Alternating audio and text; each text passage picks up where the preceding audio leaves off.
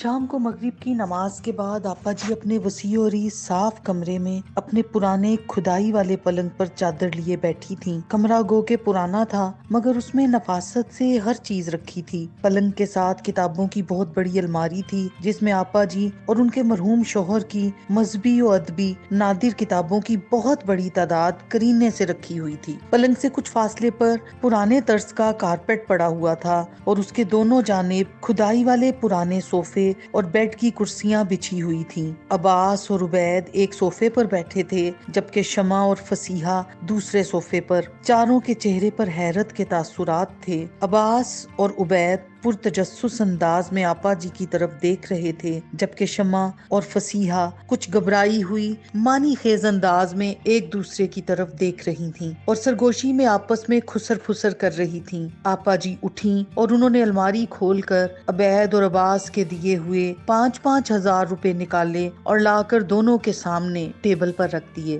دونوں نے سوالیہ نظروں سے آپا جی کی طرف دیکھا۔ آج سے تم لوگوں کا تاوان ختم، آپا جی نے گلوگیر آواز میں کہا تو دونوں نے گھبرا کر آپا جی کی طرف دیکھا۔ آپا جی یہ آپ کیا کہہ رہی ہیں؟ ہم نے ایسا تو کبھی نہیں سوچا۔ عباس نے عبید کی طرف دیکھتے ہوئے حیرت سے کہا، ہاں مگر تمہاری بیویوں کے لیے یہ کسی تاوان سے کم نہیں، بہت بوجھ ہے جو انہیں اپنے خرچے سے نکال کر دینا پڑتا ہے۔ آپا جی نے شمع اور فصیحہ کی طرف دیکھتے ہوئے کہا تو دونوں ہڑبڑا گئیں۔ کیا کسی نے کچھ کہا ہے؟ عباس نے غصے سے فصیحہ کی طرف دیکھتے ہوئے کہا تو جلدی سے اس نے نظریں پھیر لیں۔ آپا جی نے گہری سانس لے کر دونوں کی طرف دیکھا اور قدرے توقف کے بعد بولی، نہیں مگر میں ان کے سامنے کہہ رہی ہوں، آئندہ سے مجھے تم دونوں سے کچھ نہیں چاہیے۔ تم اعظم اور عبید بہت چھوٹے تھے جب تمہارے ابا جی فوت ہو گئے۔ میں نے دن رات مشین چلائی، ابھی بھی میرے ہاتھوں میں اتنی طاقت ہے کہ محنت مزدوری کر کے گھر چلا سکتی ہوں۔ آپا جی نے اپنے بوڑھے لرزیدہ ہاتھوں کی طرف دیکھتے ہوئے کہا، نہیں نہیں آپا جی، ہم آپ کو یہ نہیں کرنے دیں گے۔ عبید نے خفگی سے کہا، عبید جب تم نوکری پر لگے تھے تو تم نے میری مشین چھڑائی تھی، تب میں بہت خوش تھی، لیکن آج میں پھر اپنی مرضی سے مشین چلاؤں گی۔ آپا جی نے آہ بھر کر کہا تو دونوں بھائیوں نے مشکوک نظروں سے اپنی بیویوں کی طرف دیکھا۔ آپ کھل کر کیوں نہیں بتاتی کہ کس نے کیا کہا ہے؟ عباس ایک دم غصے سے بولا، میں نے اسی لیے تم دونوں کی بیویوں کو بلا کر سامنے بات کی ہے، کل کو یہ نہ کہیں کہ ماں نے پٹی پڑھا دی اور اس عمر میں ماں باپ کو بڑھاپا نہیں اولاد کا رویہ کمزور بنا دیتا ہے۔ مگر تمہاری ماں ایک خوددار اور مضبوط عورت ہے جو اپنی عزت نفس کا کبھی سودا نہیں کرتی۔ آپا جی نے قدرے مضبوط لہجے میں سب کی طرف دیکھتے ہوئے کہا، جی آپا جی، آپ کی عزت نفس اور خودداری ہم اچھی طرح جانتے ہیں، لیکن بات کیا ہے؟ عبید نے پریشانی سے پوچھا۔ مجھے اپنے اللہ پر بھروسہ اور توکل تم سے زیادہ ہے۔ اس کا امر کن اگر ہمیں پیدا کرتا ہے تو وہی امر کن ہمیں زندہ بھی رکھتا ہے۔ اسی بات پر بھروسہ رکھتے ہوئے میں نے آج ایک فیصلہ کیا ہے۔ آپا جی نے پرمصمم ارادے سے کہا، کیسا فیصلہ آپا جی؟ عباس نے قدرے حیرت سے پوچھا۔ میں اور مشل اپنے اخراجات کے لیے کسی پر بوجھ نہ بنے، اس لیے میں نے یہ گھر بیچنے کا فیصلہ کیا ہے۔ جیسے ہی آپا جی نے کہا تو سب ہکا بکا ان کی طرف دیکھنے لگے۔ عباس اور عبید ایک دم اٹھ کھڑے ہوئے۔ آپا جی، آپ کیسے یہ سب کچھ سوچ سکتی ہیں؟ اعظم نے کتنی محنت سے لندن میں نوکریاں کر کے آپ کے لیے یہ گھر خریدا تھا، اور آپ؟ عباس نے ایک دم حیرت سے کہا، بیٹا جب محبت پر ضرورت غالب آ جاتی ہے تو وہ مجبوری بن جاتی ہے، ہم آپ کو ایسا نہیں کرنے دیں گے۔ عبید نے جلدی سے کہا، میں تمہیں کسی آزمائش میں نہیں ڈالنا چاہتی، اس لیے یہ گھر بیچ کر میں ایک چھوٹا 2 منزلہ گھر لے لوں گی، ایک پورشن کرائے پہ دے کر مشل اور اپنا خرچہ پورا کروں گی۔ شکریہ شمع، تم نے گھر کو کرائے پر دینے کی مجھے بہت اچھی رائے دی۔ آپا جی نے اپنی زخمی مسکراہٹ سے شمع کی طرف دیکھتے ہوئے کہا تو وہ ایک دم شرمندہ ہو کر ہونٹ سکیڑنے لگی۔ عبید کو ساری بات کی سمجھ آ گئی۔ اس نے آگے بڑھ کر شمع کا ہاتھ زور سے پکڑا اور اسے کھینچتے ہوئے لے جانے لگا۔ گھٹیا عورت، گھر چلو، تمہاری اتنی جرت کہ تم نے یہ سب میری ماں سے کہا؟ شمع چلانے لگی، عبید یہ کیا حرکت ہے، آرام سے بات کرو۔ آپا جی نے آگے بڑھ کر اس کا ہاتھ چھڑاتے ہوئے کہا، آپا جی اب میں آپ کی کوئی بات نہیں سنوں گا، اور عبید اسے گھسیٹتا ہوا باہر نکل گیا۔ عباس نے بھی غصے سے فصیحہ کی طرف دیکھا، میں نے تمہیں کتنا سمجھایا تھا یہ چنگاری نہ بھڑکانا، یہ آگ تم نے لگائی ہے، اب دیکھ رہی ہو تماشا، چلو تم بھی۔ عباس نے فصیحہ کو ڈانٹا، آئے ہائے میں نے کیا کہہ دیا ہے، آپا جی نے تو بات کا بتنگڑ ہی بنا ڈالا۔ فصیحہ ناک چڑھا کر آپا جی کی طرف دیکھتے ہوئے بولی، خبردار تم نے ایک لفظ بھی کہا۔ عباس نے اس پر ہاتھ لہراتے ہوئے کہا تو وہ بڑبڑاتی ہوئی باہر جانے لگی۔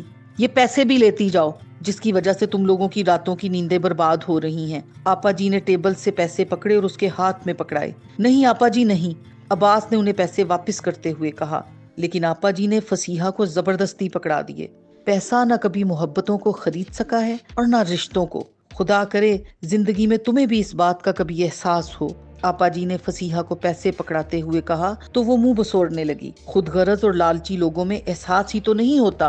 अब्बास ने खफकी से फसीहा की तरफ देखते हुए कहा, हाँ हाँ, सबसे बुरी तो मैं ही हूँ, आप सब तो बहुत अच्छे हैं। फसीहा बुड़बुड़ाते हुए बाहर निकल गई। हाशिर ऑफिस से आने के बाद हाथ धोकर डाइनिंग टेबल पर बैठा ही था। अरीशा उसके लिए खाना लगा रही थी कि अब्बास और फसीहा झगड़ते हुए अंदर दाखिल हुए तो दोनों ने घूम कर उन्हें देखा। अब ठंड पड़ गई तुम्हें? कितना कहा था ऐसी बात ना करना, मगर तुमने आग लगा कर ही छोड़ी। अब्बास ने उसे डांटते हुए कहा तो हाशिर खाना छोड़कर उनके पास आ गया और हैरत से पूछने लगा, क्या हुआ है, आप लोग क्यों झगड़ रहे हैं? पूछो अपनी माँ से। कल से इसने फसाद डाल रखा था कि मशल और आपा जी को मैं और उबैद अपने अपने घर में रख लेते हैं। इस तरह हर महीने 5,000 बचेगा। ऊपर से शमा ने घर को किराए पर देने की भी राय दे दी थी। अब्बास गुस्से से बोला, अम्मी ये आपने क्यों किया? हम पहले ही आपा जी को क्या दे रहे हैं? बहुत अफसोस की बात है। औलाद माँ बाप से यूं हिसाब किताब करने लगे। आप थोड़ा सा तो उनका ख्याल कर लिया करें। हाशिर ने अफसोस से कहा, मैंने ऐसा क्या कह दिया जो सबको पतंगे लग गए? एक राय ही दी, तुम्हें जरूरत ही क्या पड़ी थी ये राय देने की? और आपा जी ने वो पैसे उठाकर हमारे मुंह पर दे मारे हैं और ये भी कहा है कि अगले महीने से वो पैसे नहीं लेंगी। अब्बास ने परेशानी से कहा, हाँ आई बड़ी हातिम ताई, हमसे नहीं लेंगी तो और किससे लेंगी? फसीहा ने तुनक कर जवाब दिया, अम्मी कुछ तो खुदा का खौफ करें, आप भी तो माँ हैं। क्या मेरी कमाई पर आप किसी और का हक बर्दाश्त करेंगी? देखा तुमने, उसे जरा सा भी खुदा का खौफ नहीं रहा। खुदा जाने इसे कौन सी उल्टी पट्टियां पढ़ाता है। अब्बास ने खफगी से कहा तो अरीशा नजरें चुराकर जल्दी से बर्तन समेटने लगी। चले अब्बू गुस्सा थूक दें, मैं आपके लिए भी खाना लेकर आती हूँ। अब भूख ही खत्म हो गई है, अपनी माँ को खूब जी भर कर खिलाना ताकि इसका लालच खत्म हो जाए। अब्बास गुस्से से कहकर अंदर चला गया और फसीहा गुस्से से उसे घूरने लगी। हाशिर भी बाहर निकल गया। फसीहा ने गुस्से से अरीशा की तरफ देखा। जिंदगी में पहली दफा तुम्हारे मशवरे पर अमल किया और खूब बेइज्जती करवाई। फसीहा अरीशा को घूरते हुए बोली, अरे अम्मी दफा करें बेइज्जती को, पैसे मिल गए ना, और फिर हर महीने का टैक्स भी खत्म हो गया। जब भी आप बात करती ऐसा तो होना ही था, अब हो गया तो कौन सी क्यामत आ गई? अरीशा ने हाथ हिलाकर बेपरवाही से कहा तो फसीहा ने हाथ में पकड़े पैसों को बगौर देखा। हाँ ये तो है, उसने अपनी मुस्कुराहट छुपाते हुए कहा। अम्मी आप आम खाएं, गुठलियों को गिनकर क्या करना है? अरीशा हंसते हुए बोली, हाँ लेकिन तुम्हारे अब्बू जो नाराज होकर बैठ गए हैं, अब देखना 2-3 दिन बात नहीं करेंगे। फसीहा ने नखवत से कहा, कब तक नाराज रहेंगे? 2-3 दिन में खुद ब खुद गुस्सा ठीक हो जाएगा।